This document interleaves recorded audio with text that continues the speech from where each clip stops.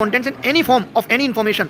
मतलब इतना इन्होंने स्ट्रिक्ट नोटिस निकाला है जिसमें साफ कह दिया है कि disciplinary and legal action would be taken against such candidate और पर्सन इंडिविजुअल जो इसके अगेंस्ट चल रहे हैं। आपको पता होगा, मैंने जब ये बात बोली तो मैक्सिमम टीचर्स ने मान लिया, लेकिन एक भाई साहब तो हीरो बंदी की हद ही पार कर गए कि उनको लगता है कि गलत नहीं है। उनको लगता है कि नहीं, टेलीग्राम में भी ऐसा हो रहा है, यहाँ पे भी ऐसा हो रहा है, तो ऐसा हो जाएगा। भैया ऐसा है, थोड़ा हिसाब से रहे तो अच्छा है। जब भाई का दिमाग ठनकता है ना, तो हजार चीजें निकाल के जब दिखाऊंगा ना, तो आगे खुली की खुली रह जाएंगी। जब अगर कोई बात उठाते हैं और वो सच्ची है तो उसको सपोर्ट करना सीखो। सोचो, हमने एनालिसिस रोका तो अलग अलग तरीके से 25 क्वेश्चन कराएंगे। मैं भी इसके बाद भी शूट डालूंगा, हाईकोर्ट में शूट डालूंगा और वहां फैसला होगा कि ये गलत था या नहीं था।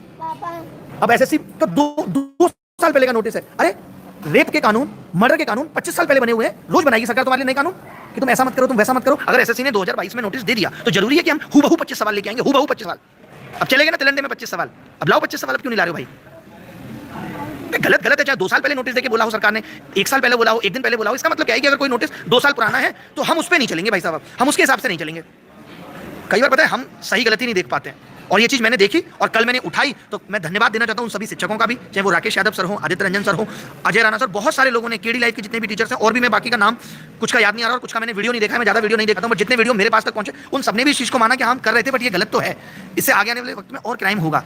बट कुछ लोगों को नहीं, हीरो बनना है, बहुत चुल बनी रहती है हीरो बनने की। मैं फिर से एक चीज़ कह रहा हूँ कि मेरे से कभी जिंदगी में पंगा मत लेना, कभी नहीं लेना। मैं कुछ कहूँगा तो वो मैं कभी गलत नहीं कहता हूँ, मेरी भी उम्र होगी, सारे बाल पक गए मेरे, कोई हम बच्चे नहीं है। अगर हमें जहाँ लगता है वाकई में गलत है, बच्चों की भलाई की बात है, तभी बोलते हैं। और हमने अपनी भलाई को, अपने फायदे को बहुत बार नहीं, हमेशा सबसे पीछे और आखिरी में रखा है। और बच्चों की बातों को, बच्चों के लिए चीज़ें सोचने की बात आई है तो हम सबसे आगे खड़े रहें और आगे भी आगे खड़े रहेंगे। तो आप सबसे रिक्वेस्ट है कि आराम से रिलैक्स मारो। आप बच्चों पेपर दो, आपने इतनी तैयारी की है, एक हेल्थी कॉम्पिटिशन होना चाहिए। अगर आपकी शिफ्ट हार्ड होगी तो नॉर्मलाइजेशन उसको इक्वेट कर देगा। आपने देखा होगा शुभम भाई ने भी इस बात को माना, जो हमारे आरबी चैनल वाले शुभम भाई हैं, वो जानते हैं, वो ये कह रहे थे। मैंने कल उनसे पूछा भी कि सर नॉर्मलाइजेशन भी, ये जो गैप है एनालिसिस वाला, इसको फिल नहीं कर पाता क्योंकि हर बच्चे तक एनालिसिस पहुंचता भी नहीं।